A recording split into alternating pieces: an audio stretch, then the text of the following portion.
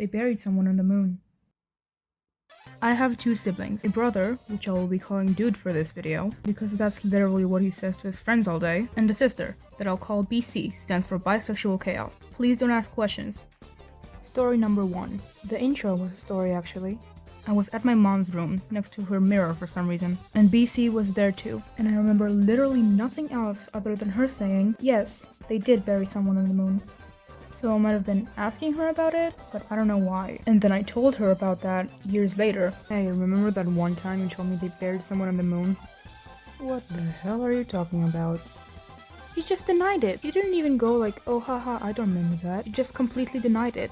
She does that a lot, actually. Another story involving me and BC is me getting hurt and her not giving a crap. We were at this park close to our house, and BC brought a friend that I'll call Eliza. I don't remember anything about Eliza, but BC apparently cared about what she thinks, so we were at this park without any adult supervision, because, BC is in the 4th grade, of course you can take care of a human child. So while she was talking to Eliza, I was climbing. The park had this wall that you're not supposed to climb on, but the fence didn't even reach my knees. You're gonna have to try harder than that. So I climbed up, and I didn't think it was such a big deal, because I always do it with my dad. What could go wrong, right?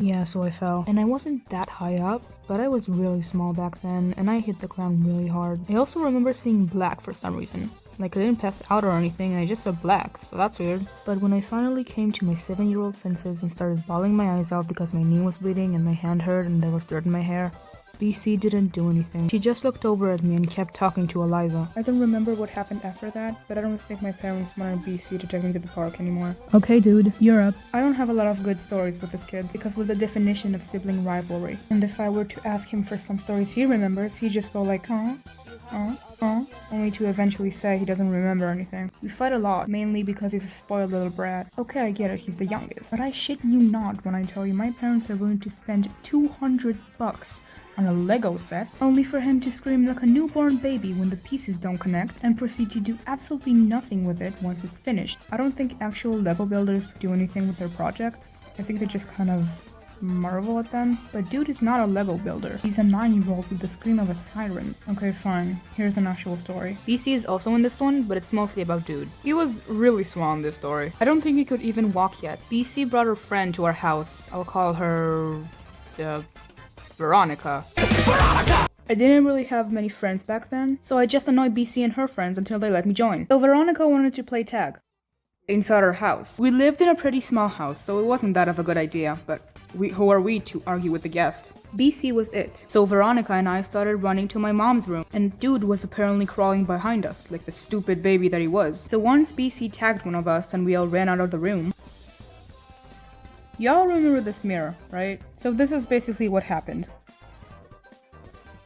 I know my mom yelled at us, I just don't remember what. The next day when she picked me up from kindergarten, Dude had a bandage. I thought he'd need a cast, but apparently not. This other time BC, me and my dad went to a water park, if you could even call it that. It was like a bunch of tunnels filled with water leading to a big pool that you could only enjoy if you were like half a meter tall. I do actually have a lot of good stories from this place, so I might tell you all of them someday. So BC and I were hanging in the pool, and she let me play with her mermaid Barbie. I don't think y'all understand this. When we were little, BC's Barbies were everything. Her most prized possession. And she let me, a dumbass child, to play with it. I could not mess this up. This game has to be fun. So I'll put the Barbie in the last tunnel leading up to the pool. And for some reason there was this sewer or gate there? I don't know, but my child self thought it'd be a great idea to push the Barbie from one side of the grate to the other. So I told BC to stand on one side and I stood across from her. I put the Barbie in the water and pushed her.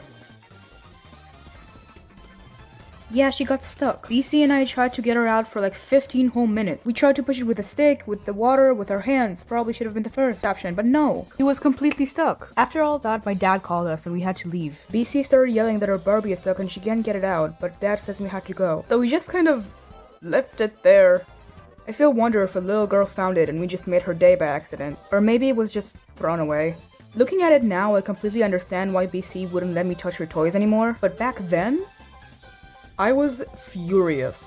How dare you not let me touch any of your prized possessions after I lost one? How dare you, BC? But listen, she's not completely blameless. I think we were the same age in both these stories, so she was like 7 and I was like 5. Though both incidents happened the same year. We went to my dad's stepsister's house and she said, "Hey, we live close to a park. Let's go to the park." And my dad said, "Yeah, let's go to the park." So we went to the park. And the main attraction was this big slide. It was like a big weird creature and its tongues were the 3 slides. If you live where I live, you know exactly what I'm talking about. And on that day, I brought with me my Tweety figurine. I don't know why, I just did. And BC and I like to play this treasure hunt game. You know, when you hide something and another person has to find it. So I gave BC the figurine and she went off to hide it. She called me over and I started searching, but it wasn't like anywhere. I searched everywhere, I didn't find it. So I gave up and I asked her where she put it. BC? Where is it? We searched everywhere. Even my dad came to help us. I told BC about the story and she told me she remembers she literally put a palm print on the spot she hid the Tweety just in case she forgets what it is. We never found it and we had to leave. So basically what I'm saying is, we're even. Okay, not gonna lie, I do have a better relationship with my sister than I do with my brother, but I love them both. They're great.